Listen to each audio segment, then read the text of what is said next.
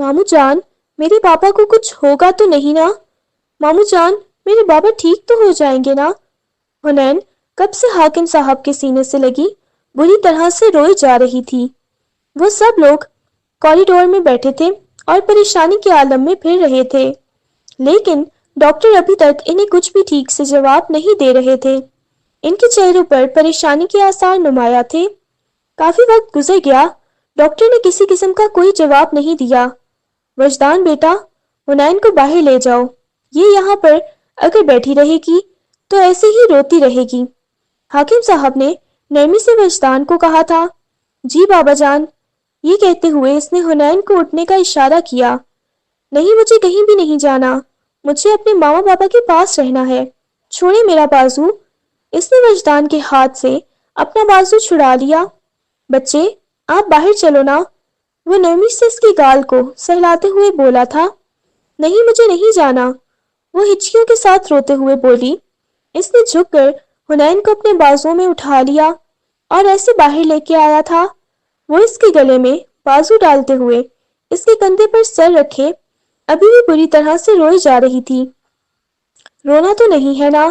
اس کے ہاتھ کو اپنے ہاتھ کی گرفت میں لیے ہوئے وہ باہر لے کر آیا تھا۔ کچھ کھانا ہے کیا؟ وہ نفی میں سر ہلانے لگی۔ نہیں، مجھے کچھ بھی نہیں کھانا، مجھے اپنے ماما بابا کے پاس جانا ہے۔ میرا بچہ، آپ کے ماما بابا جلدی ٹھیک ہو جائیں گے، آپ کو پریشان ہونے کی ضرورت نہیں ہے، اس نے بہت ہی محبت بھرے لہجے میں سمجھایا تھا، مگر وہ کوئی بات سننے کو تیار ہی نہیں تھا۔ کچھ کھانا ہے کیا؟ اس نے نفی میں سر ہلا دیا۔ ابھی وہ اسے لے کر تھوڑی ہی دیر ہوئی تھی باہر آیا تھا جب وجدان کے موبائل پر کال آنے لگی۔ اس نے دیکھا حاکم صاحب کی کال آ رہی تھی۔ جی بابا جان، کیا ہوا ہے؟ بیٹا تم واپس آ جاؤ حنین کو لے کر۔ بابا جان کیا ہوا ہے؟ سب کچھ ٹھیک تو ہے نا؟ بابا جان، آپ اتنے زیادہ خاموش کیوں ہیں؟ پلیز بتائیں۔ وہ بہت زیادہ پریشان ہو گیا۔ اس کے ماما اور بابا دونوں کا انتقال ہو گیا ہے۔ ان کی آواز بھر آئی ہوئی تھی۔ یہ سن کر وجدان کو لگا جیسے کسی نے آسمان اس کے سر پر گرا دیا ہو۔ وہ جلدی سے حنین کے بازو سے پکڑتا ہوا ہسپتال کے اندر آ گیا تھا۔ مجھے ماما کے پاس جانا ہے، وہ بار بار روتے ہوئے اپنی ماما کا نام پکار رہی تھی۔ حاکم صاحب نے نادیہ بیگم کو اشارہ کیا کہ وہ اسے سنبھالیں۔ اس وقت وہ بہت بری طرح سے رو رہی تھی، کوئی بھی اسے اندر نہیں جانے دے رہا تھا اور وہ بار بار کہہ رہی تھی، مجھے اپنے ماما بابا کے پاس جانا ہے، مجھے جانے دیں، آپ لوگوں نے مجھے کیوں روک کے رکھا ہوا ہے؟ شاہ حویلی میں اس وقت قیامت کا سما تھا۔ حاکم شاہ کی اکلوتی اور لاڈلی بہن جسے بہت نازوں سے پالا تھا، آج اس کی اور اس کے شوہر کی میت حویلی کے درمیان میں پڑی ہوئی تھی اور وہاں پر ایسا لگ رہا تھا جیسے قیامت کا سما ہو۔ حنین نے رو رو کر اپنی بہت بری حالت بنائی ہوئی تھی۔ کبھی وہ اپنی مما کو دیکھتی، کبھی اپنے بابا کو دیکھتی۔ مما پلیز اٹھے نا، آپ لوگ مجھے چھوڑ کے کہاں جا رہے ہیں؟ جب لوگ میت اٹھانے کے لیے آئے تب وہ چیخ چیخ کر روتی رہی اور وہیں پہ بے ہوش ہو گئی۔ جب اسے ہوش آئی تو کافی رات ہو چکی تھی۔ وہ ایک دم سے اٹھ کے بیٹھ گئی، چاروں طرف دیکھنے لگی۔ مما بابا آپ کدھر ہیں؟ مما بابا مجھے بھی اپنے ساتھ لے جاؤ، وہ اٹھ کے چلانے لگی۔ اسی لمحے کمرے کا دروازہ کھلا۔ وجدان کمرے میں داخل ہوا۔ حنین بچے کیا ہوا ہے؟ رونا بند کریں۔ وہ اگلے لمحے ہی حنین کو اپنے مضبوط بازوؤں کے حصار میں لے گیا۔ مجھے بہت زیادہ ڈر لگ رہا ہے، مجھے اپنے ماما بابا کے پاس جانا ہے، مجھے ماما بابا کے پاس لے جائیں۔ وہ اس کے گریبان سے پکڑتے ہوئے گویا ہوئی۔ جب ایک دم سے خاموش، وہ اس کے آنسوؤں کو محبت سے صاف کرتے ہوئے گویا ہوا، مجھے نہیں پتا، مجھے ماما بابا کے پاس جانا ہے۔ وہ سسک رہی تھی۔ وہ ایک دم سے اسے کھینچ کے اپنے قریب کر گیا، اسے اپنے سینے سے لگا لیا۔ اتنے میں نادیہ بیگم بھی کمرے میں آ گئی۔ بیٹا کیا ہوا ہے؟ اس کی طبیعت نہیں ٹھیک ہوئی؟ مما اسے تو بہت تیز بخار ہو رہا ہے، اس نے نادیہ بیگم کی طرف دیکھتے ہوئے کہا۔ بیٹا پریشان ہونے کی ضرورت نہیں ہے، اسے بس حوصلہ دو، دلاسا دو، کچھ بھی نہیں ہوتا، ہم سب تمہارے پاس ہیں حنین بیٹا۔ نادیہ بیگم نے اس کے آنسوؤں کو صاف کرتے ہوئے کہا۔ ایک ہفتہ گزر چکا تھا، لیکن حنین کسی کے بھی کنٹرول میں نہیں آ رہی تھی، اور وہ ہر وقت حنین کے پاس ہوتا تھا۔ ابھی بھی وہ صبح صبح حنین کو اٹھانے کے بعد جیسے ہی کمرے سے باہر آیا تو سامنے ماروش کھڑی ہوئی تھی، سینے پر دونوں بازو باندھے ہوئے۔ ماروش اسے ہی دیکھ رہی تھی۔ وہ کہنے لگا، کیا ہوا ہے؟ تم یہاں میں کتنے دنوں سے دیکھ رہی ہو؟ تم مجھے اگنور کر رہے ہو، اپنی آئی ہوئی اس کزن کے آگے پیچھے گھوم رہے ہو۔ جتنی وہ تمہاری لگتی ہے اتنی میری بھی لگتی ہے، لیکن مجھے کبھی تم نے حنین کے آگے پیچھے گھومتے ہوئے دیکھا ہے؟ اب تو وہ کافی زیادہ بہتر بھی ہو گئی، اور اس نے اس چیز کو قبول بھی کر لیا ہے کہ اس کے ماں باپ اس دنیا میں نہیں رہے۔ اس کے باوجود آپ اس کے آگے پیچھے کیوں گھومتے ہیں؟ ماروش غصے میں گویا ہوئی، تمہیں اتنا زیادہ مسئلہ کیوں ہے؟ وجدان نے نرمی سے اسے سمجھانا چاہا، دیکھو وہ بچی ہے، وہ معصوم ہے، اس وقت وہ بہت بڑے صدمے سے گزر رہی ہے۔ اس نے اپنی ماں باپ کو کھویا ہے، اور تمہیں پتا ہے، تم پتہ نہیں کیا سوچ رہی ہو۔ ماروش، تم بہت زیادہ خود غرض ہوتی جا رہی ہو۔ اس نے ایک دم سے وجدان کے ہاتھ کو اپنے ہاتھ میں لیا۔ ہاں بالکل، آپ کے معاملے میں میں خود غرض ہوں، اور یہ میں دنیا کو چیخ چیخ کر بتاتی ہوں کہ میں آپ کے معاملے میں خود غرض ہوں، تو میں ذرا سا بھی آپ کو کسی کے ساتھ بانٹ نہیں سکتی۔ وجدان، وہ وجدان کی آنکھوں میں دیکھتے ہوئے بولی، تو وجدان نے اس کے چہرے کو اپنے دونوں ہاتھوں کے پیالے میں بھر لیا۔ دیکھو میری جان، مجھے پتا ہے آپ مجھے کسی کے ساتھ شیئر نہیں کر سکتی، اور میں کبھی کسی کے ساتھ شیئر ہونا بھی نہیں چاہتا۔ میں ہمیشہ آپ کا ہوں، میں کبھی آپ کے علاوہ اور کسی کے بارے میں سوچ بھی نہیں سکتا۔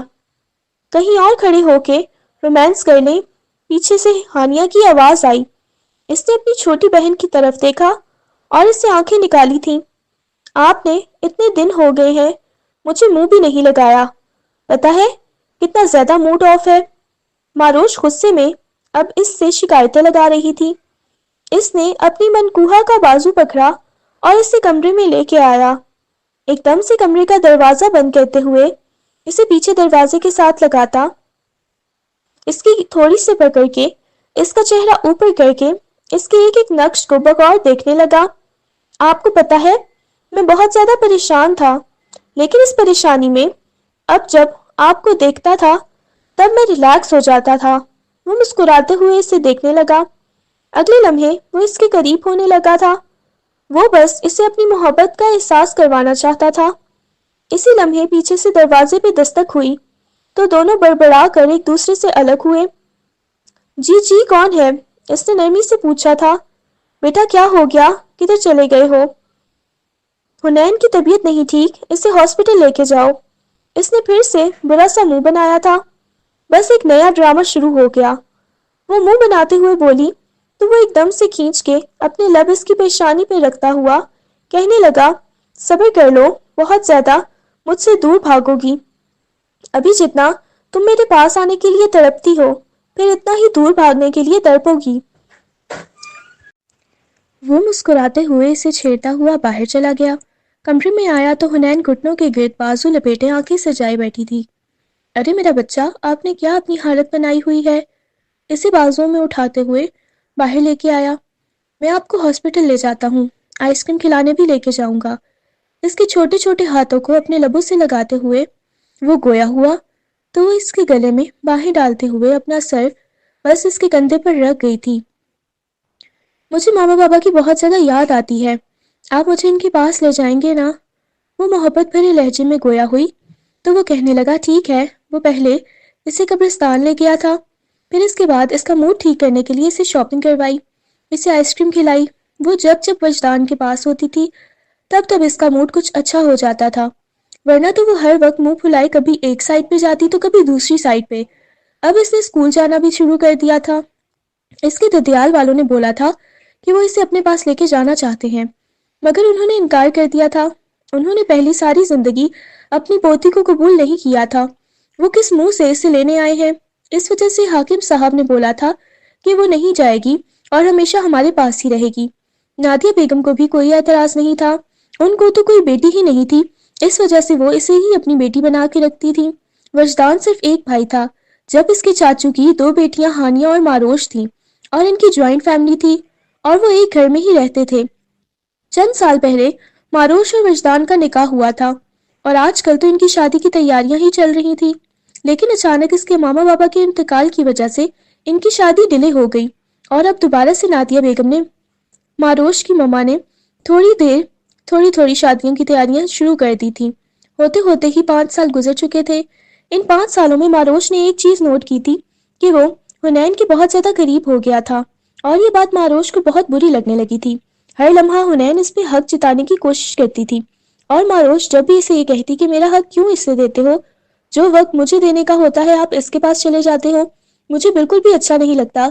دیکھو ماروش، پاگل ہو کیا؟ وہ ایک چھوٹی بچی ہے، اس کے ماما بابا نہیں ہے، اس وجہ سے میں اسے اہمیت دیتا ہوں۔ آدھی رات کا وقت تھا۔ بلیک رنگ کی ساڑی میں ملبوس ماروش باہر کی طرف جا رہی تھی، جب پیچھے سے حنین کی آواز آئی، ماروش آپی آپ کدھر جا رہی ہیں؟ اس نے مڑ کے برا سا منہ بناتے ہوئے حنین کو دیکھا تھا۔ میں اور وجدان ڈنر پر جا رہے ہیں، لیکن ابھی تو آپ لوگوں کی رخصتی نہیں ہوئی۔ لیکن ایسے آپ لوگ پہلے کیوں جا رہے ہیں؟ وہ بھی اچھی خاصی اب سوال جواب کرنے لگی تھی، اور اس کے انہی سوال جوابوں کی وجہ سے ماروش کو اچھا خاصا غصہ آ جاتا تھا۔ جی اسے کوئی مسئلہ ہے کیا؟ آپ کو وہ غصے سے اسے دیکھتے ہوئے گویا ہوئی۔ نہیں، مجھے بھی آپ لوگوں کے ساتھ جانا ہے، یہ کہتے ہوئے وہ ضد کرنے لگی۔ اتنے میں پیچھے سے نادیہ بیگم بھی آ گئی۔ کیا ہو گیا ہے؟ دیکھیے نا تائی جان، میں نے پلان بنایا تھا وجدان کے ساتھ باہر جانے کا، لیکن یہ کہتی ہے کہ مجھے بھی آپ لوگوں کے ساتھ جانا ہے۔ بھائی اب میرا دماغ تو خراب نہیں ہو گیا کہ میں اسے بھی اپنے ساتھ لے کے جاؤں گی؟ یہ سن کے نادیہ بیگم کہنے لگی، تو کیا ہو گیا؟ تم لوگ نے وہاں جا کے کیا کرنا ہے؟ کھانا ہی تو کھانا ہے، ڈنر پہ ہی تو جا رہے ہو، اسے بھی لیتے جاؤ، کیا ہو جائے گا؟ نادیہ بیگم نے خوش مکین نگاہوں سے گھورتے ہوئے دیکھا۔ پلیز تائی جان، آپ ایسے کیسے کر سکتی ہیں؟ ہم کپل کیسے اسے ساتھ لے کے جا سکتے ہیں؟ حنین خونخوار نگاہوں سے ان کی طرف دیکھنے لگی۔ اگلے ہی لمحے وہ منہ پھلاتے ہوئے کہنے لگی، ٹھیک ہے آپ لوگ تو مجھ سے محبت ہی نہیں کرتے، جا رہی ہوں میں۔ یہ کہتے ہوئے اپنے کمرے کی طرف جانے لگی، جب نادیہ بیگم نے اسے بلایا اور کہنے لگی، نہیں تم لوگ حنین کو بھی ساتھ لے کے جاؤ گے۔ اتنے میں وجدان باہر سے آیا۔ کیا ہو گیا ہے ماروش، کیا کر رہی ہو؟ میں کب سے تمہارا انتظار کر رہا ہوں۔ ماروش نے وجدان کی طرف دیکھا۔ وجدان دیکھے نا، یہ ضد کر رہی ہے کہ یہ بھی ہمارے ساتھ جائے گی، پاگل ہو گئی ہے کیا؟ یہ سن کے وہ مسکرایا، تو کوئی بات نہیں ہے حنین بچے آپ آ جاؤ۔ اس نے نرمی سے حنین کو جانے کا اشارہ کیا تھا کہ اس لڑکی کی وجہ سے ابھی تک ہماری رخصتی ڈیلے ہوئی ہے۔ آپ لوگوں نے تو عجیب ہی تماشا بنایا ہوا ہے، مجھے تو سمجھ نہیں آتی، میں کہیں نہیں جا رہی۔ یہ کہتے ہوئے ماروش منہ بناتے ہوئے چلی گئی۔ وجدان نے ماروش کی طرف دیکھا، چلو ٹھیک ہے تم نہ آؤ، چلو حنین بچے ہم لوگ چلتے ہیں۔ اسے ماروش کا یوں اکڑ کے جانا بالکل بھی اچھا نہیں لگا تھا، اس وجہ سے وہ حنین کا بازو پکڑتے ہوئے اسے لے کے آ گیا۔ حنین فرنٹ سیٹ پر بیٹھی۔ آپ کو پتا ہے میری دوست مجھے کہہ رہی تھی کہ تم ایک کام کرو، تم اپنے کزن وجدان کے ساتھ شادی کر لو، میرا کبھی کبھی دل کرتا ہے کہ میں آپ کے ساتھ شادی کر لوں، حنین نے ہنستے ہوئے کہا تھا، اور یہ سن کے وجدان کے سٹرنگ پر گرفت مضبوط ہوئی تھی۔ اس نے ایک دم سے گاڑی روک دی۔ سنسان سڑک پہ جیسے ہی گاڑی رکی تو حنین بہت زیادہ گھبرا گئی تھی۔ آپ نے گاڑی کیوں روک دی؟ وہ چاروں طرف دیکھتے ہوئے کہنے لگی، یہ ابھی تم نے کیا فضول بات کی ہے؟ میں آپ کو اپنی دوستوں کی باتیں بتا رہی تھی، میں نے کوئی ایسا بولا ہے کہ میں آپ کے ساتھ شادی کرنا چاہتی ہوں؟ آپ تو مجھ سے اتنے زیادہ بڑے ہیں۔ وہ منہ پھلاتے ہوئے گویا ہوئی، آج تو تم نے ایسی فضول قسم کی بات کی ہے، خبردار جو آج کے بعد تم نے ایسی کوئی بات کرنے کی کوشش کی۔ یہ کہتے ہوئے وہ دوبارہ سے ڈرائیونگ کرنے لگا تو وہ منہ بنا گئی۔ آپ مجھے ڈانٹتے رہتے ہیں، میں تو آپ کے ساتھ مذاق کر رہی تھی، آج کے بعد میں آپ کے ساتھ مذاق بھی نہیں کروں گی، آپ سے کسی قسم کی کوئی بات بھی نہیں کروں گی۔ ویسے بھی تو اگلے ہفتے آپ کی شادی ہے، مجھے پتا ہے آپ لوگوں کی رخصتی ہو جانی ہے، گھر میں شادی کی تیاریاں چل رہی ہیں، میں بھلا کیوں آپ کے ساتھ شادی کروں گی؟ آپ مجھے غلط سمجھ رہے ہیں۔ گاڑی روکے، مجھے آپ کے ساتھ کوئی بات ہی نہیں کرنی، ورنہ میں جلدی گاڑی سے چھلانگ لگا دوں گی۔ وہ ایک دم سے دروازہ کھولنے لگی جب اس نے ایک دم سے گاڑی روک دی۔ پاگل ہو گئی ہو کیا؟ دماغ خراب ہو گیا ہے تمہارا؟ حنین، یہ کہتے ہوئے اس نے حنین کی کلائی سے دبوچا، اسے کھینچا تو حنین سیدھا اس کے سینے سے آ لگی تھی، اس کے گرد بازوؤں کا حصار قائم کر لیا۔ پاگل ہو گئی ہو کیا؟ کیوں ایسی باتیں کر رہی ہو؟ بچے دیکھیں، آپ مجھ سے چھوٹی ہیں، آپ تو بالکل ایسی باتیں کرنی زیب نہیں دیتی، آپ ایسی فضول قسم کی باتیں کریں، میں نے اس وجہ سے آپ کو ڈانٹ دیا۔ وہ اس کے سینے سے لگی بری طرح روئی جا رہی تھی۔ آپ مجھے ڈانٹتے رہتے ہیں نا، آپ دعا کریں میں مر جاؤں، ہمیشہ کے لیے آپ لوگوں کی جان چھوٹ جائے گی۔ وہ ہچکیوں کے ساتھ رو رہی تھی۔ اس کے معصوم سے چہرے کو وجدان نے اپنے ہاتھوں کے پیالے میں بھر لیا، اس کے آنسوؤں کو صاف کیا۔ نہیں بچے، ایسی بات بالکل بھی نہیں ہے، میں تو آپ کو بالکل بھی چھوٹا سا بچہ سمجھتا ہوں، چھوٹی بہنوں کی طرح سمجھتا ہوں، لیکن میں آپ کو اپنا بھائی نہیں سمجھتی، میں تو آپ کو اپنا دوست سمجھتی ہوں۔ یہ کہتے ہوئے اس کے ہاتھ کو اپنے ہاتھ میں لیتے ہوئے وہ اپنے لبوں سے لگاتی بری طرح سے رونے لگی۔ اس کی آنکھوں سے موٹے موٹے آنسو بہنے لگے۔ اس کے بعد وجدان نے اس کی عجیب طرح کی حرکتیں نوٹ کی تھیں۔ وہ زیادہ وجدان کے قریب رہنے کی کوشش کرتی تھی اور اب وجدان کو کچھ عجیب سا محسوس ہوتا تھا۔ آج اس کی مہندی تھی، مگر وہ کمرے سے بھی باہر نہیں نکل رہی تھی اس کی مہندی کے لیے، حالانکہ اس نے اپنی ساری ڈریس پسند کے بنوائے تھے۔ اس کے باوجود وہ خود کو کمرے میں بند کر کے رکھنا چاہتی تھی۔ نادیہ بیگم اس کے پاس آئیں۔ نادیہ بیگم کہنے لگی، بیٹا پتہ نہیں حنین کو کیا ہوا ہے، منہ پھلا کے بیٹھی ہوئی ہے، جاؤ اسے مہندی کے فنکشن کے لیے لے آؤ۔ اس کے پہلو میں بیٹھی معروش کی پیشانی پہ بل نمودار ہوئے۔ کیا مطلب ہے تائی جان، کیا ہوا ہے؟ اس سے اچانک سے منہ پھلا کے کیوں بیٹھ گئی ہے؟ پتہ نہیں بیٹا، کہتی ہے کہ وجدان آئے گا تو تبھی باہر آؤں گی، اس وجہ سے وجدان بیٹا تم اسے لینے چلے جاؤ، اسے کوئی ضرورت نہیں ہے، وجدان ایسے نخرے کون دکھاتا ہے؟ یہ سن کے وجدان نے معروش کو دیکھا، کہنے لگا، بچی ہے یار، میں دیکھ کے آتا ہوں۔ یہ کہتے ہوئے وجدان اس کے کمرے کی طرف آیا۔ آہستگی سے کمرے کا دروازہ کھولا تو سامنے وہ تیار منہ پھلائے بیڈ پر بیٹھی ہوئی تھی۔ کیا ہو گیا ہے، ایسے منہ پھلا کے کیوں بیٹھی ہو؟ دیکھو کتنی اچھی لگ رہی ہو، کتنی پیاری لگ رہی ہو، کتنی خوبصورت مہندی لگائی ہوئی ہے۔ وہ مسکراتے ہوئے اس کے ہاتھوں کو دیکھتے ہوئے گویا ہوا تو وہ کہنے لگی، چلے جائیں، مجھے آپ سے کوئی بات نہیں کرنی۔ ارے ارے، بات کیوں نہیں کرنی؟ ادھر مجھے دیکھو تو صحیح۔ وہ اس کی تھوڑی سے پکڑ کے اس کا چہرہ اوپر کر گیا۔ ارے میرے بچہ، کیوں منہ پھلایا ہوا ہے آپ نے؟ نہیں بس ویسے ہی، آپ نے مجھ سے بات ہی نہیں کی صبح سے، آپ کو پتا ہے میں اتنا زیادہ بزی تھا، اس وجہ سے آپ سے بات نہیں کر سکا، تو آپ نے منہ پھلا لیا، چلے شاباش۔ وہ اسے اپنے سینے سے لگاتا ہوا ہاتھ پکڑتے ہوئے باہر لے آیا۔ وہ مسکراتے ہوئے اس کے ساتھ باتیں کرتا، اسے ہنسانے کی کوشش کرتا۔ جیسے ہی باہر آیا تو معروش کی سیدھی نظر اس پر گئی اور معروش کو اچھی خاصی اس سے جلن محسوس ہوئی۔ یہ لڑکی اپنے آپ کو سمجھتی کیا ہے؟ یہ مجھ سے میرا حق چھیننے کی کوشش کر رہی ہے۔ وہ ضبط سے اپنی مٹھیاں بھیجتے ہوئے گویا ہوئی۔ نادیہ بیگم نے حیرت سے اسے دیکھا تھا۔ ہانیہ کہنے لگی، آپی کیا ہو گیا ہے، وہ بچی ہے۔ نادیہ بیگم بھی اسے سمجھانے لگی تھی۔ ملیحہ بیگم کہنے لگی، ہاں تو وہ ٹھیک کہہ رہی ہے، دیکھو وجدان کیسے ہر وقت اس کے آگے پیچھے گھوم رہا ہوتا ہے۔ مجھے تو خود اچھا نہیں لگتا، اس سے تو مجھے لگتا ہے میری بیٹی کا یہ حق کھا جائے گی۔ یہ لڑکی ملیحہ بیگم کو تو اب اپنی بیٹی کی ٹینشن لگ گئی تھی کہ کہیں وجدان اسے حنین کے پیچھے ہی نہ پڑ جائے۔ مہندی کا فنکشن جیسے ہی ختم ہوا تو سب لوگ اندر چلے گئے تھے، لیکن حنین تلان میں جھولے پر بیٹھی کسی گہری سوچ میں مگین تھی۔ حنین کیا ہوا ہے؟ تم مجھے بہت زیادہ ڈسٹرب لگ رہی ہو۔ وجدان نے اس کی کلائی سے پکڑا، وہ اسے اندر لے جانا چاہتا تھا۔ اسے احساس ہوا کہ حنین کو تو بہت زیادہ بخار ہے۔ ارے حنین کیا ہوا ہے؟ اس نے اپنی نازک کلائی کو پکڑتے ہوئے گرفت میں لیا اپنے ہاتھ کی، اسے لے کے اندر آ گیا، لا کے اسے بیڈ پر بٹھایا تھا۔ میری طرف دیکھو، کیا ہوا ہے؟ کسی نے کچھ کہا ہے کیا؟ بہت زیادہ ڈسٹرب لگ رہی ہو۔ اس نے نفی میں سر ہلایا۔ بتاؤ مجھے کیا مسئلہ ہے، کیا پرابلم ہے؟ میں نے آپ کو بولا ہے نا، مجھے کوئی مسئلہ نہیں، کوئی پرابلم نہیں، آپ جائیں، جا کے اپنی شادی انجوائے کریں۔ یار میں نے کچھ غلط کیا ہے، کسی نے کچھ کہا ہے تو بتاؤ تو صحیح، تم میرے لیے بہت اہم ہو۔ نہیں کچھ بھی نہیں ہوا، پلیز آپ چلے جائیں، مجھے نیند آئی ہوئی ہے، میں سونا چاہتی ہوں۔ کھانا کھایا ہے؟ وہ اس بات میں سر ہلانے لگی۔ چلو ٹھیک ہے، میں میڈیسن دیتا ہوں، یہ سائڈ ٹیبل پر میں نے میڈیسن رکھ کے جا رہا ہوں، تم لے لینا۔ یہ کہتے ہوئے وہ کمرے سے باہر چلا گیا۔ جاتے جاتے کمرے کا دروازہ بند کیا۔ حنین دروازے کے پاس آئی، اس نے دروازے کو اچھی طرح لاک کیا اور پورے کمرے کو تہس نہس کرنے لگی۔ نہیں وجدان، آپ صرف میرے ہیں اور میں آپ کو کبھی کسی اور کا نہیں ہونے دوں گی، میں آپ سے بہت زیادہ محبت کرتی ہوں۔ وہ اپنے ہاتھوں میں اپنا چہرہ چھپائے بری طرح سے رو رہی تھی۔ جیسے جیسے رات گزرتی گئی اس نے پورے کمرے کو تہس نہس کر دیا تو صبح کافی دیر سے اس کے دروازے پہ دستک ہوئی اور ابھی بھی وجدان ہی آیا تھا، کیونکہ نادیہ بیگم نے وجدان کو بولا تھا کہ بیٹا جا کے دیکھو، ہم تو کب سے دروازے پر دستک دے رہے ہیں لیکن وہ کھول ہی نہیں رہی۔ وجدان نے ماسٹر کی سے کمرے کا دروازہ کھولا تو دیکھا سامنے وہ گھٹنوں کے گرد بازو لپیٹے بیٹھی ہوئی تھی۔ اس کا پورا وجود بخار میں تپ رہا تھا، ایسے لگ رہا تھا وہ رات بھر روتی رہی ہے۔ جیسے ہی وجدان اس کے سامنے آ کے بیٹھا تو وہ ایک دم سے روتے ہوئے وجدان کے سینے سے لگ گئی۔ میرا بچہ، آپ کو بہت تیز بخار ہوا پڑا ہے۔ وجدان، مجھے اپنے ماما پاپا کے پاس جانا ہے۔ مجھے نہیں پتا، مجھے یہاں پہ نہیں رہنا، مجھے آپ لوگوں کے ساتھ نہیں رہنا، مجھے اپنے ماما پاپا کے پاس جانا ہے۔ یہ سن کے تو وجدان کو مزید تکلیف محسوس ہوئی تھی۔ ایک دم سے وہ اسے اپنے سینے میں بھینچ گیا۔ پاگل ہو گئی ہو کیا؟ کیوں پاگلوں جیسی باتیں کر رہی ہو؟ کسی نے میرے بچے کو کچھ کہا ہے؟ بتاؤ مجھے۔ اس کے چہرے کو اپنے ہاتھوں کے پیالے میں بھرتے ہوئے محبت سے پوچھنے لگا۔ مجھے بہت زیادہ ڈر لگ رہا ہے، مجھے جانا ہے، مجھے اپنے ماما پاپا کے پاس جانا ہے۔ آپ بھی برے ہو، یہاں پہ سب برے ہیں، مجھے کسی سے کوئی بات نہیں کرنی۔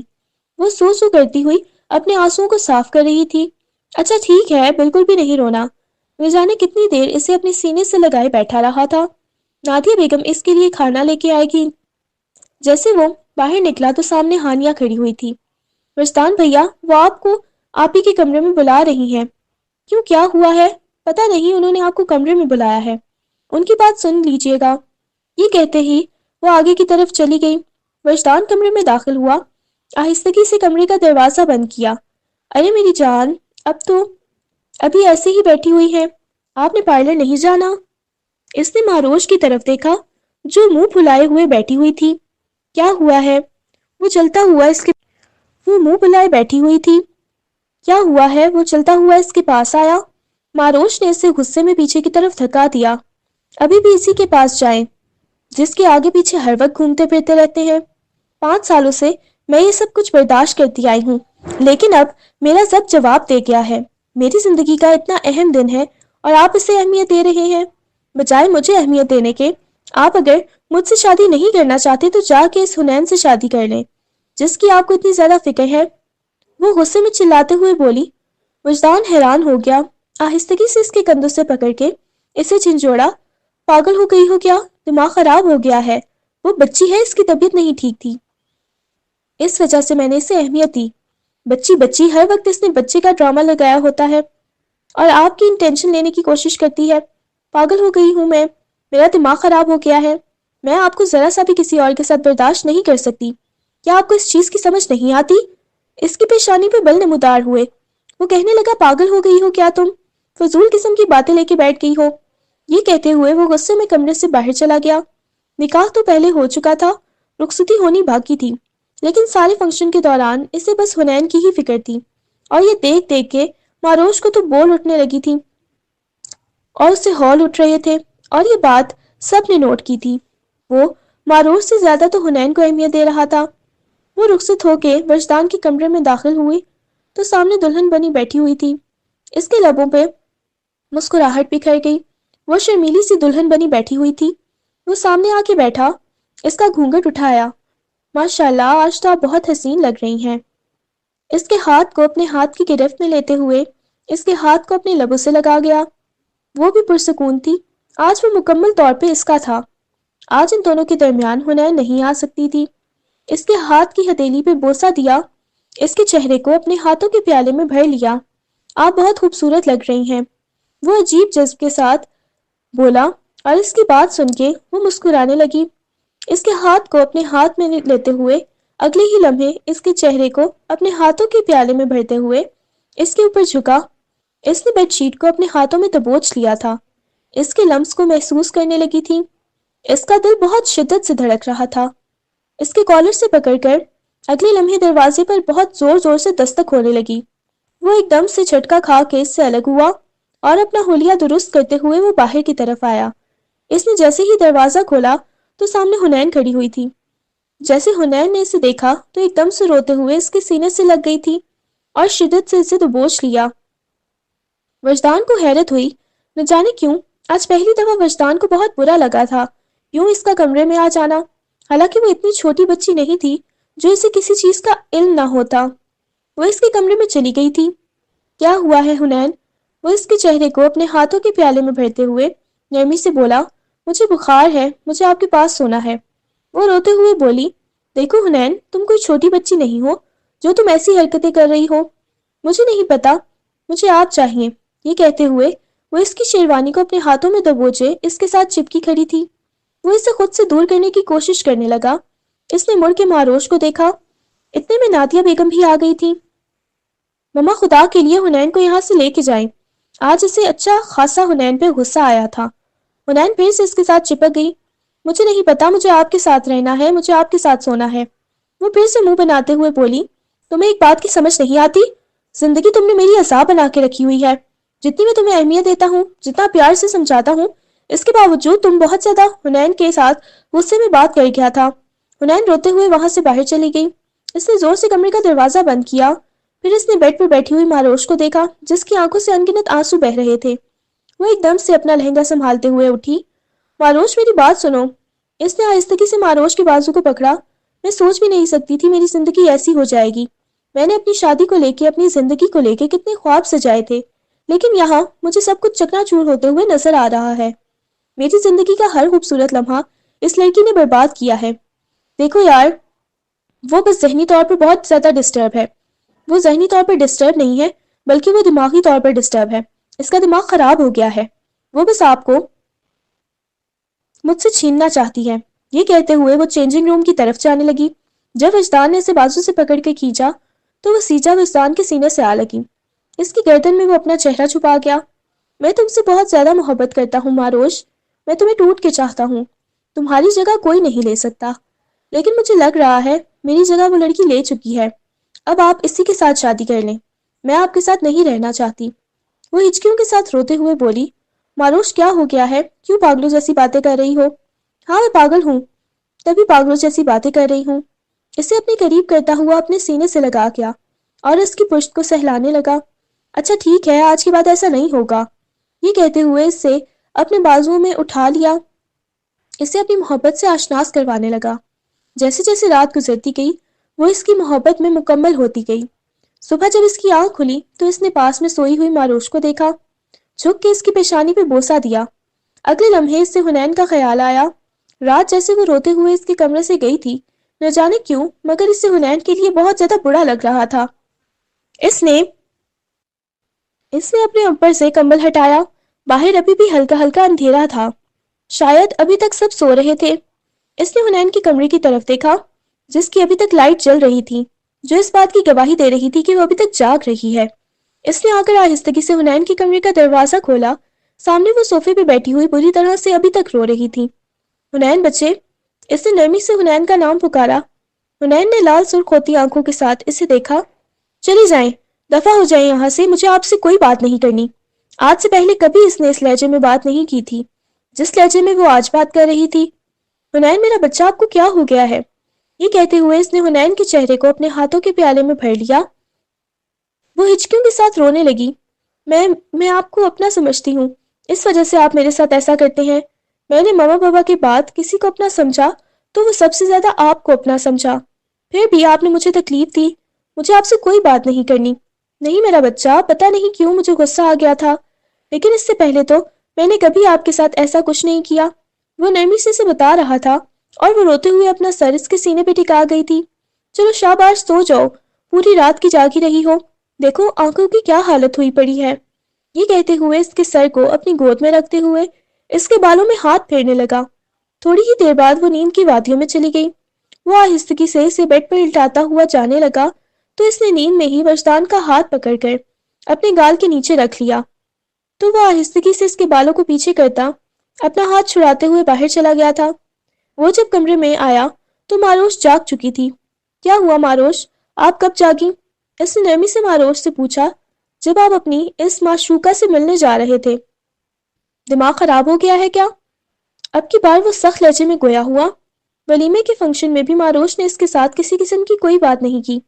وہ بہت زیادہ بدلنے لگی تھی، اس سے دور رہتی تھی اور وہ بھی زیادہ توجہ حنین کو ہی دیتا تھا، اس کی چھوٹی چھوٹی خواہشات پوری کرتا تھا، اور اس سے احساس ہوا تھا کہ وجدان جیسے انسان کا انتخاب کر کے اس نے کتنا غلط کیا۔ کاش وہ شادی نہ کرتی جب اسے اندازہ تھا کہ وجدان اس سے زیادہ کسی اور کو اہمیت دے رہا ہے۔ وہ بالکل مرجھانے لگی تھی، کہیں سے ایسا نہیں لگتا تھا کہ وہ نئی نویلی دلہن ہو۔ صبح سے اس کی طبیعت کافی زیادہ خراب تھی اور وہ بستر پر بے سود پڑی ہوئی تھی جب کمرے کا دروازہ کھلا اور ہانیہ کمرے میں داخل ہوئی۔ اٹھیں آپی، آپ نے کیا حالت بنائی ہوئی ہے؟ وہ اٹھ کے بیٹھ گئی۔ ہانیہ، مجھے بہت زیادہ ڈر لگتا ہے، میں کسی قیمت پہ بھی وجدان کو کھونا نہیں چاہتی۔ اس نے ہانیہ کے ہاتھ کو پکڑتے ہوئے کہا، ابھی کوئی بھی وجدان کو آپ سے نہیں چھینے گا. آپ کیوں پریشان ہو رہی ہیں؟ وہ نرمی سے اس کے چہرے کو ہاتھوں کے پیالے میں بھرتے ہوئے سمجھانے لگی. نہیں، کیوں میری طبیعت اتنی زیادہ خراب ہے؟ اور وجدان نے کبھی مجھ سے پوچھا تک نہیں کہ میں زندہ ہوں یا مر گئی، میں کس حال میں ہوں. ابھی وہ بھی کام کی وجہ سے پریشان ہوتے ہیں. کام کی وجہ سے انہیں ساری توجہ حنین کی طرف ہے. مجھے سمجھ نہیں آتا کہ وہ آخر مجھ سے چاہتی کیا ہے. اچھا ابھی میں جا رہی ہوں، نہ جانے کیوں. ہانیہ کو بھی اب اس کی ایسی ہے باتوں سے چڑ سی ہونے لگی تھی. ہانیہ کو بھی یہی لگتا تھا کہ وہ بچی ہے، وہ بلا کیا ہی کر لے گی. بس ماروش زیادہ ہی سوچتی تھی. ماروش جانتی تھی کہ وہ پہلے حنین کے کمرے میں گیا تھا، بعد میں وہ ادھر کمرے میں آیا تھا.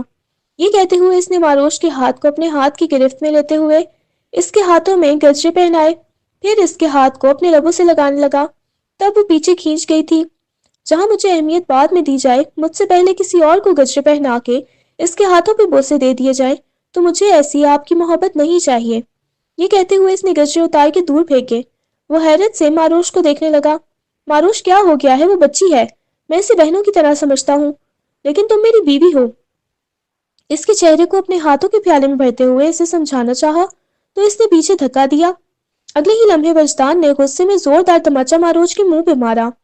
اتنی شدت سے تماچا رسید کیا تھا کہ ماروش آنکھوں میں آنسو لیے اسے دیکھنے لگی.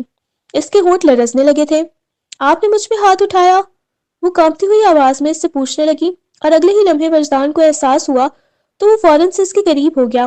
دیکھو ماروش، میں بالکل بھی ایسا نہیں کرنا چاہتا تھا، لیکن تمہاری باتیں. اگلے ہی لمحے ماروش اس کے بازوؤں کے حصار میں گر کے بے ہوش ہو گئی. ماروش، ماروش تمہیں کیا ہوا ہے؟ وہ اس کے گال کو تھپکنے لگا. ماروش بتاؤ مجھے. اسے فوراً سے اپنے بازوؤں میں اٹھاتے ہوئے لے کے ہاسپٹل چلا گیا.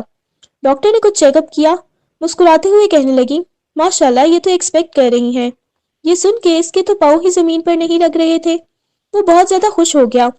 وہ جیسے ہی کمرے میں آیا تو وہ اسٹریچر پر لیٹی کسی گہری سوچ میں مگن تھی. وہ آ کے اس کے پاس بیٹھا، آہستگی سے اس کے ہاتھ کو اپنے ہاتھ کی گرفت میں لیا. وجدان، اگر آپ یہ بچہ چاہتے ہیں تو پھر مجھے الگ گھر چاہیے. جس گھر میں حنین ہوگی میں اس گھر میں نہیں جاؤں گی. اگر آپ ایسا نہیں کریں گے تو میں اس بچے کو ختم کر کے آپ سے طلاق لے لوں گی. یہ سن کے وجدان کے لبوں کی ساری مسکراہٹ غائب ہو گئی تھی. وجدان کی پیشانی پہ بل نمودار ہوئے. پاگل ہو گئی ہو کیا؟ یہ تم کیا کہہ رہی ہو؟ کیا تم نے اس بچی کے ساتھ مقابلہ لگایا ہوا ہے؟ بچی بچی بچی، تنگ آ گئی ہوں میں اس بچی کو. میں نے سن کے دماغ خراب ہوتا ہے میرا. مجھے سمجھ نہیں آتی کہ آخر اس نے ایسا کیا ہے جو آپ اس کے لیے پاگل ہوئے پڑے ہیں. بتائیں مجھے. دیکھو فضول کی باتیں مت کرو. میں پہلے ہی بہت زیادہ تھکا ہوا الجھا ہوا ہوں.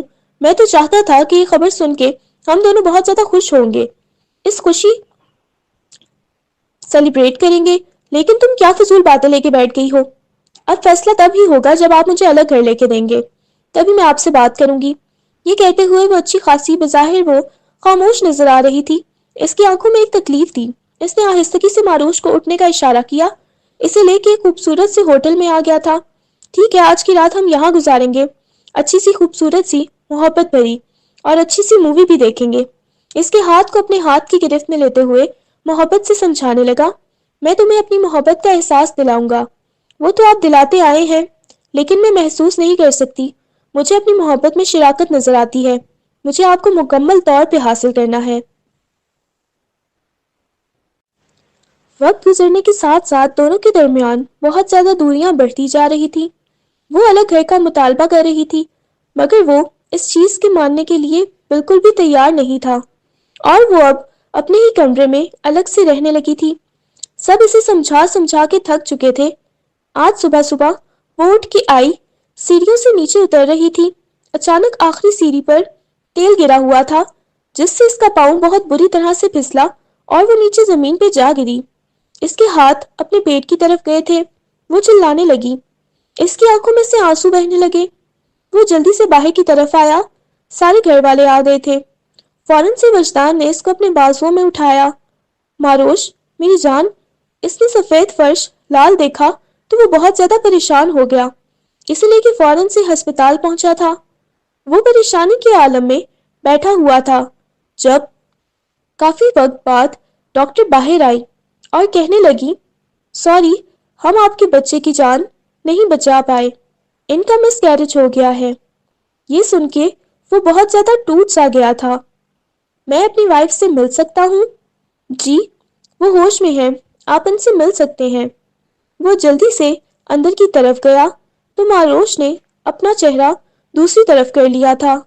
ماروش، میری جان، یہ کہتے ہوئے اس نے ماروش کے ہاتھ کو اپنے ہاتھ کی گرفت میں لیا تو ماروش نے فوراً سے اپنے ہاتھ کو کھینچ لیا۔ مجھے ہاتھ لگانے کی کوشش مت کیجیے گا، وہ غصے میں گویا ہوئی۔ ماروش، میری جان، میں تم سے بہت زیادہ محبت کرتا ہوں۔ تم الگ گھر میں رہنا چاہتی ہو؟ تم الگ گھر میں رہنا چاہتی ہو نا؟ میں تمہیں الگ گھر بھی لے کر دے دوں گا۔ پلیز ادھر میری طرف دیکھو نا، ہمیں اللہ اور دے دے گا، وہ محبت بھرے لہجے میں بول رہا تھا۔ تم حنین کے پاس چلے جاؤ، میں تم سے کوئی بات نہیں کرنا چاہتی۔ وجدان پہلی دفعہ ماروش کے لہجے میں اتنی نفرت تھی۔ ان سب میں اب حنین کا کیا قصور ہے؟ کیا واقعی آپ کو لگتا ہے کہ حنین کا کوئی قصور نہیں؟ سیڑھیوں پہ تیل کس نے گرایا تھا؟ یہ ہونا ہو آپ کی حنین کا ہی کام ہو سکتا ہے۔ یہ سن کے وہ کہنے لگا، پاگل ہو گئی ہو کیا؟ تم ایک بچی پہ الزام لگا رہی ہو؟ ہاں تو جائے اسی بچی کے پاس، مجھے آپ سے کوئی لینا دینا نہیں ہے۔ یہ کہتے ہوئے وہ اپنا ہاتھ کھینچ گئی اور وہ بھی غصے میں باہر چلا گیا۔ اس وقت اس کا ارادہ حنین سے بات کرنے کا تھا۔ وہ حنین سے پوچھنا چاہتا تھا کہ کیا واقعی اس نے ایسا کیا ہے۔ آدھے گھنٹے کی مسافت کے بعد وہ گھر پہنچ گیا۔ اس وقت وہ حنین کے کمرے کی طرف جا رہا تھا۔ اچانک اس کے قدم حنین کے دروازے کے سامنے رکے۔ اندر سے حنین کی آواز آ رہی تھی، ہاں یار سوہا، میں نے سب کچھ تو کر دیا تھا جیسا تم نے بولا تھا، تو میں نے تیل پھینکا تھا، وہ اس کے بچے کا کام تو تمام ہو ہی جانا تھا۔ اب تو میں اپنے وجدان کو کبھی کسی اور کے ساتھ برداشت نہیں کر سکتی، وہ صرف میرے ہیں۔ وہ ماروش کی بچی کیسے مجھ سے چھین سکتی ہے؟ اور یہ سن کے وجدان کو لگا جیسے کسی نے اس کے وجود سے جان نکال لی ہو۔ اس نے ایک دم سے کمرے کا دروازہ کھولا تو حنین نے فوراً سے موبائل اپنے کان سے ہٹا لیا۔ سامنے کھڑے ہوئے وجدان کو دیکھنے لگی۔ آج پہلی دفعہ اس نے وجدان کی آنکھوں میں اپنے لیے اتنی زیادہ نفرت دیکھی تھی۔ وہ گھبراتے ہوئے کہنے لگی، وجدان، آپ کب آئے؟ جب تم بکواس کر رہی تھی۔ یہ کہتے ہوئے وجدان اس کے پاس آیا، زوردار تماچا اس کے منہ پہ رسید کیا۔ تمہیں ذرا شرم نہیں آتی؟ جو کچھ تم نے کیا تمہیں پتا بھی ہے؟ کسی معصوم کی زندگی برباد کر دی تم نے۔ یہ کہتے ہوئے اس کے کندھوں سے پکڑ کر اسے جھنجھوڑنے لگا۔ وہ گھبراتے ہوئے کہنے لگی، نہیں ایسا نہیں ہے، وہ وجدان، میں آپ سے محبت کرتی ہوں، میں آپ کو کسی اور کے ساتھ برداشت نہیں کر سکتی، میں آپ کو کسی اور کے ساتھ شیئر نہیں کر سکتی، اس وجہ سے میں نے یہ سب کچھ کیا ہے۔ یہ کہتے ہوئے وہ بہت بری طرح سے رونے لگی۔ وجدان نے تماچا اس کے منہ پر رسید کیا، شرم سے تمہیں ڈوب مرنا چاہیے، مر جاؤ، تمہاری وجہ سے میں نے اپنی اولاد کو دنیا میں آنے سے پہلے ہی کھو دیا۔ تمہیں احساس بھی ہے کہ تم نے کیا کیا ہے؟ جانتی ہو تم نے کیا کیا ہے؟ اس کے کندھوں سے پکڑ کر اسے جھنجھوڑنے لگا۔ وہ رونے لگی، نہیں نہیں وجدان، پلیز ایسا مت کیجیے گا۔ وہ ہچکیوں کے ساتھ رو رہی تھی۔ وہ اسے پیچھے دھکا دے گیا، میں تم سے نفرت کرتا ہوں، نفرت ہے مجھے تم سے، آج کے بعد میرا نام بھی اپنی زبان پہ مت لانا۔ تم اس قابل ہی نہیں ہو کہ تم سے محبت سے پیش آیا جائے۔ تم مر کیوں نہیں جاتی؟ کاش کہ تم اپنے ماں باپ کے ساتھ ہی مر جاتی تو کتنا اچھا ہوتا۔ یہ کہتے ہوئے وہ غصے میں کمرے سے باہر چلا گیا۔ وہ رونے لگی تھی۔ اس نے ایک دم سے کمرے کا دروازہ بند کیا۔ نہیں نہیں، وہ ایسا نہیں کر سکتے، میں صرف ان سے محبت کرتی ہوں، وہ مجھے چھوڑ کے نہیں جا سکتے، میں کیا کروں؟ وہ جلدی سے باہر کی طرف بھاگی تھی۔ وجدان، وہ چلاتے ہوئے وجدان کو پکارنے لگی۔ وجدان نے مڑ کر اس کی طرف دیکھا، وہ غصے میں چھت کی طرف بھاگتی جا رہی تھی۔ آپ مجھ سے نفرت نہیں کرتے نا؟ میں آپ کو بلاؤں نا؟ میں اپنی جان دے دیتی ہوں، میں آپ کے بغیر نہیں رہ سکتی۔ یہ کہتے ہوئے وہ بھاگتے ہوئے چھت کی طرف جا رہی تھی۔ وجدان اس کے پیچھے پیچھے بھاگا۔ میری بات سنو، پاگل ہو گئی ہو کیا؟ کدھر جا رہی ہو؟ وہ غصے میں اسے پکارنے لگا مگر وہ بول ہی نہیں رہی تھی۔ وہ چھت پہ جا کے جنگلے پر کھڑی ہو گئی۔ وجدان کے پہنچنے تک وہ چھلانگ لگا چکی تھی۔ وجدان جلدی سے نیچے کی طرف آیا۔ اس کا نیچے پڑا ہوا وجود دیکھنے لگا تھا۔ اسے ہسپتال لے کے گیا، مگر اس کا خون بہت زیادہ بہہ چکا تھا اور وہ اپنے خالق حقیقی سے جا ملی۔ وہ اس کے چہرے کو دیکھنے لگا۔ گھر میں ایک دفعہ پھر سے خاموشی چھا گئی تھی۔ اس نے اتنا بڑا قدم تو اٹھا لیا تھا، لیکن پیچھے والوں کے لیے وہ کس قدر پچھتاوا چھوڑ کے گئی تھی، یہ تو وہ نہیں جانتی تھی۔ اس کے بعد وہ بالکل خاموش رہنے لگا تھا، اور ماروش کو کہیں نہ کہیں یہ احساس ہونے لگا تھا کہ ان سب کی وجہ وہ ہے۔ وہ بھی بہت زیادہ خاموش رہتی تھی۔ آدھی رات کا وقت تھا۔ آہستگی سے کمرے کا دروازہ کھولا اور ماروش کمرے میں بیڈ پر بیٹھی کسی گہری سوچ میں مگن تھی۔ جیسے اس نے وجدان کو دیکھا تو وہ سیدھی ہو کے بیٹھ گئی۔ وہ دونوں شاید ایک دوسرے سے نظریں بھی نہیں ملا پا رہے تھے۔ اس نے اپنی اولاد کو کھویا تو اسے یہ بھی تکلیف بہت زیادہ تھی۔ وہ چلتا ہوا آہستگی سے اس کے پاس آیا، بیڈ پر بیٹھتے ہوئے اس کی گود میں اپنا سر رکھ لیا۔ وہ اس کے بالوں میں ہاتھ پھیرنے لگی۔ کیا ہوا ہے؟ کیا ہم خوبصورت سی زندگی کی شروعات کر سکتے ہیں جہاں صرف ہماری محبت ہو اور کچھ بھی نہ ہو؟ وہ اس کے چہرے کو ہاتھوں کے پیالے میں بھرتے ہوئے بولا، وہ محبت جو ہم نے بچپن میں ایک دوسرے سے کی تھی۔ ماروش یہ کہتے ہوئے اس نے ماروش کی ہتھیلیوں پر بوسہ دیا۔ مجھے اپنی اولاد نہیں بھولتی، وہ روتے ہوئے بولی تو اس کے چہرے کو اپنے ہاتھوں کے پیالے میں بھرتے ہوئے اس کی پیشانی پہ بوسہ دے گیا۔ ہماری قسمت میں وہ نہیں تھی، لیکن اللہ ہمیں دے گا۔ یہ کہتے ہوئے وہ اسے اپنے سینے سے لگا گیا۔ مجھے ہمیشہ آپ کے پاس رہنا ہے، آپ کے قریب رہنا ہے، میں نے قسمت سے آپ کو چھینا ہے۔ وہ روتے ہوئے گویا ہوئی تھی اور وہ مزید شدت سے اسے اپنے سینے میں بھینچ گیا۔